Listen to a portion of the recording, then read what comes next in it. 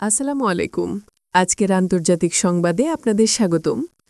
প্রথমে জানিয়ে দিব আমাদের হাতে পাওয়া সর্বশেষ আপডেটগুলো।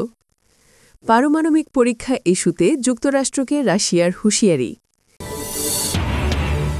এদিকে গাজায় গিয়ে যে ভয়াবহ ধ্বংসযজ্ঞ দেখল বিবিসি। এদিকে একই সময় সামরিক মহড়ায় ভারত পাকিস্তান। ভারত ও ইসরায়েলের মধ্যে বৃহৎ প্রতিরক্ষা চুক্তি সই। এবং সর্বশেষ কালমেঘের তাণ্ডবে ফিলিপাইনে নিহত ১৪০, শক্তি বাড়িয়ে এগাচ্ছে ভিয়েতনামের দিকে। এতক্ষণ শুনছিলেন সংবাদ শিরোনাম, এখন বিস্তারিত। পারমাণবিক পরীক্ষা ইস্যুতে যুক্তরাষ্ট্রকে রাশিয়ার হুঁশিয়ারি। রাশিয়ার প্রেসিডেন্ট ভ্লাদিমির পুতিন তার মন্ত্রিসভা ও নিরাপত্তা কর্মকর্তাদের পারমাণবিক অস্ত্র পরীক্ষার সম্ভাব্য প্রস্তুতি নিয়ে প্রস্তাব তৈরি করার নির্দেশ দিয়েছেন। যুক্তরাষ্ট্র ৩ দশকেরও বেশি সময় পর পারমাণবিক অস্ত্র পরীক্ষা পুনরায় শুরু করলে মস্কো সমান জবাব দেবে বলে সতর্ক করেছেন তিনি। পুতিনের এই নির্দেশ আসে কয়েকদিন পর, যখন যুক্তরাষ্ট্রের প্রেসিডেন্ট ডোনাল্ড ট্রাম্প প্রতিরক্ষা মন্ত্রণালয়কে ১৯৯২ সাল থেকে চলা পরীক্ষার স্থগিতাদেশ তুলে দিয়ে অবিলম্বে পারমাণবিক অস্ত্র পরীক্ষা শুরুর নির্দেশ দেন। বুধবার ৫ই নভেম্বর রাশিয়ার নিরাপত্তা পরিষদের বৈঠকে পুতিন বলেন, যুক্তরাষ্ট্র বা comprehensive nuclear test ban treaty বা সিটিবিটির অন্য কোনো স্বাক্ষরকারী দেশ পারমাণবিক পরীক্ষা শুরু করলে রাশিয়াও বাধ্য হবে একইভাবে প্রতিক্রিয়া জানাতে। পুতিন বলেন, এই বিষয়ে আমি পররাষ্ট্র মন্ত্রণালয়, প্রতিরক্ষা মন্ত্রণালয়, গোয়েন্দা সংস্থা ও সংশ্লিষ্ট বেসামরিক সংস্থাগুলোকে নির্দেশ দিচ্ছি যেন তারা বিষয়টি নিয়ে অতিরিক্ত তথ্য সংগ্রহ করে ও সম্ভাব্য প্রথম পদক্ষেপের জন্য সমন্বিত প্রস্তাব জমা দেয়, যেখানে পারমাণবিক অস্ত্র পরীক্ষাকে অগ্রাধিকার দেওয়া হবে।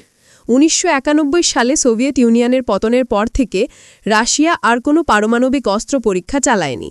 তবে সাম্প্রতিক সপ্তাহগুলোতে বিশ্বের ২ বৃহত্তম পারমাণবিক শক্তিধর দেশের মধ্যে উত্তেজনা তীব্রভাবে বেড়েছে।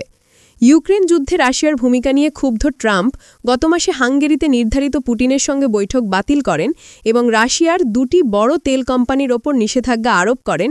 এটি তার নাগরিকতে পুনরায় দায়িত্ব নেওয়ার পর প্রথম এমন পদক্ষেপ। গাজায় গিয়ে যে ভয়াবহ ধ্বংসযজ্ঞ দেখল বিবিসি। গাজার মানচিত্র আর ফিলিস্তিনিদের স্মৃতিতে থাকা ভূখণ্ড এখন নেই। যা অবশিষ্ট আছে তা কেবল ধূসর ধ্বংসস্তূপের এক বিস্তীর্ণ প্রান্তর। বেইত হানুন থেকে গাজা সিটি পর্যন্ত ১৮০ ডিগ্রি জুড়ে কোনো কিছুই আর অবশিষ্ট নেই।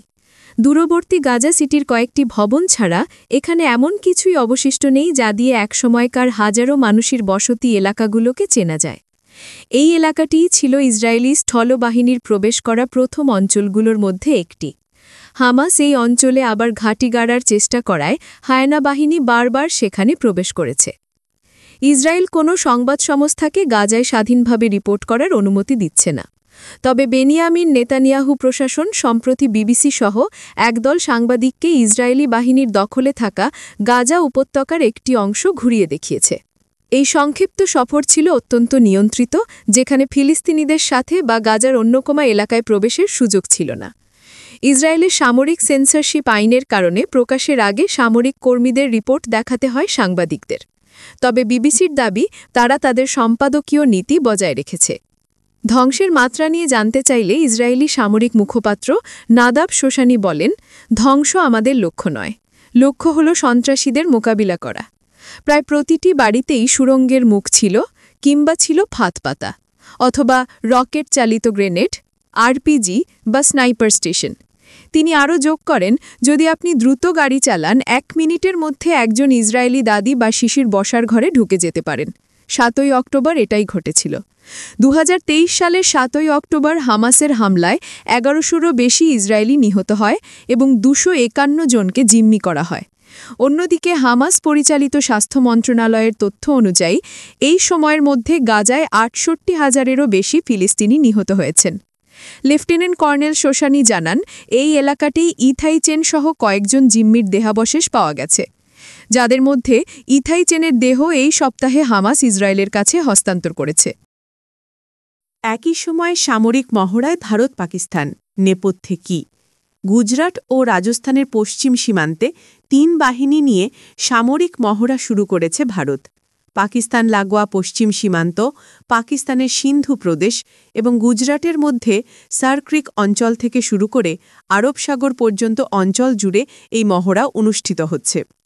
ত্রিশূল নামে এই মহড়াকে প্রতিরক্ষা বিশেষজ্ঞরা অপারেশন সিন্ধুরের পর সবচেয়ে বড় সামরিক মহড়া বলে বর্ণনা করছেন।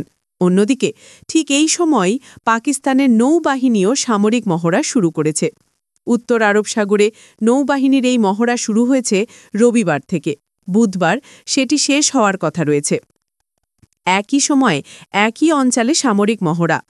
আন্তর্জাতিক বিশেষজ্ঞ ড্যামিয়ন সাইমন যুদ্ধ মহড়া এবং ক্ষেপণাস্ত্র পরীক্ষার উপর নিবিড় নজর রাখেন। ভারত ও পাকিস্তানের সামরিক মহড়ার এই বিশেষজ্ঞ এক্স হ্যান্ডেল বা সাবেক টুইটারে লিখেছেন, ভারত তার ৩ বাহিনীর চলমান সামরিক মহড়ার জন্য আকাশসীমাকে সংরক্ষিত করেছে। আবার সেই অঞ্চলে পাকিস্তান ফায়ারিং এক্সারসাইজের জন্য নেভাল বা নৌ নেভিগেশন অ্যালার্ট জারি করেছে। সেনাবাহিনীর যৌথ মহড়ার উদ্দেশ্যে ২ সপ্তাহের জন্য এই অঞ্চলের আকাশসীমাকে সংরক্ষিত বলে ঘোষণা করেছে ভারত। ২ দেশেরই মহড়ার ভৌগোলিক এলাকার ওভারল্যাপিং সম্পর্কে নিজের মতামত প্রকাশ করেছেন সাইমন। তিনি লিখেছেন, মহড়ার ভৌগোলিক এলাকা একে অপরের অনুশীলন এলাকার মধ্যে পড়লেও দুপক্ষের মধ্যে সমন্বয় নিশ্চিত করবে যে কোনো ঘটনা ছাড়াই পেশাদার উপায়ে কাজ সম্পন্ন হবে। পাকিস্তান থেকে বিবিসির সংবাদদাতা রিয়াজ সোহেল জানাচ্ছেন, আরব সাগরে মহড়া শুরু করেছে পাকিস্তান নৌবাহিনী। ভারত ও ইসরায়েলের মধ্যে বৃহৎ প্রতিরক্ষা চুক্তি সই। প্রতিরক্ষা সহযোগিতার ক্ষেত্রে আরও এক ধাপ এগোল ভারত ও ইসরায়েল, যার আওতায় উভয় দেশ উন্নত সামরিক প্রযুক্তি বিনিময়, অস্ত্র ও প্রতিরক্ষা সরঞ্জামের যৌথ উন্নয়ন ও উৎপাদনকে আরও গতিশীল করতে পারবে। খবর টাইমস অফ ইন্ডিয়ার। ভারতের প্রতিরক্ষা মন্ত্রণালয়ের বিবৃতিতে এই তথ্য জানানো হয়েছে। গত মঙ্গলবার চুক্তির প্রাথমিক ধাপ হিসেবে প্রথমে একটি সমঝোতা স্মারক বা এমওইউ সই করা হয়। ইসরায়েলের রাজধানী তেল আবিবে ভারত ইসরায়েল জয়েন্ট ওয়ার্কিং গ্রুপের বৈঠকের পর এই আনুষ্ঠানিকতা সম্পন্ন হয়। ভারতের প্রতিরক্ষা মন্ত্রণালয় এক বিবৃতিতে জানায়, সহযোগিতার গুরুত্বপূর্ণ ক্ষেত্রগুলির মধ্যে রয়েছে অভিন্ন কৌশলগত সংলাপ, প্রশিক্ষণ, প্রতিরক্ষা শিল্পে সহযোগিতা এবং বিজ্ঞান ও প্রযুক্তি, গবেষণা ও উন্নয়ন, কৃত্রিম বুদ্ধিমত্তা যাকে এআই বলা হয়, ও সাইবার নিরাপত্তা সহযোগিতা। বৈঠকে ভবিষ্যতের প্রযুক্তিগত সহযোগিতা ও অপারেশনাল সক্ষমতা বৃদ্ধি নিয়ে আলোচনা করা হয়। ভারত ও ইসরায়েলের একে অপরের শক্তি ও অভিজ্ঞতা থেকে লাভবান হয়েছে বলে বৈঠকে উভয় পক্ষের প্রতিনিধিরা স্বীকার করেছেন। কালমেঘির তাণ্ডবে ফিলিপাইনে নিহত ১৪০, শক্তি বাড়িয়ে এগোচ্ছে ভিয়েতনামের দিকে। ফিলিপাইনে ঘূর্ণিঝড় কালমেঘের আঘাতে অন্তত ১৪০ জনের মৃত্যু হয়েছে। এছাড়া ব্যাপক বন্যার পরিপ্রেক্ষিতে দেশটির প্রেসিডেন্ট ফার্দিনান্দ মার্কোস জুনিয়র দেশজুড়ে জাতীয় দুর্যোগ ঘোষণা করেছেন। এবার মোড় পরিবর্তন করে বৃহস্পতিবার রাতে ভিয়েতনামের মধ্যাঞ্চলে আছড়ে পড়বে ঘূর্ণিঝড় কালমেমেগি।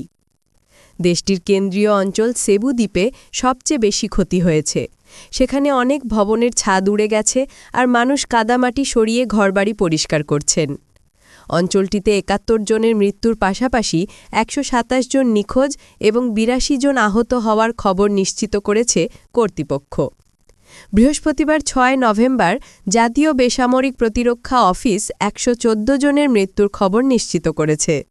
সেবু প্রাদেশিক প্রশাসন জানিয়েছে, জাতীয় দুর্যোগ দপ্তরের হিসাবের বাইরে আরও ২৮ জনের মৃত্যুর খবর তাদের কাছে রয়েছে। খবর এএফপির। সাংবাদিকদের সঙ্গে আলাপকালে বৃহস্পতিবার প্রেসিডেন্ট মার্কোস বলেন, প্রায় ১০ থেকে ১২টি অঞ্চল এই দুর্যোগে ক্ষতিগ্রস্ত হয়েছে। এত বিস্তৃত প্রভাবের কারণে এটিকে জাতীয় দুর্যোগ হিসাবেই ঘোষণা করা হয়েছে।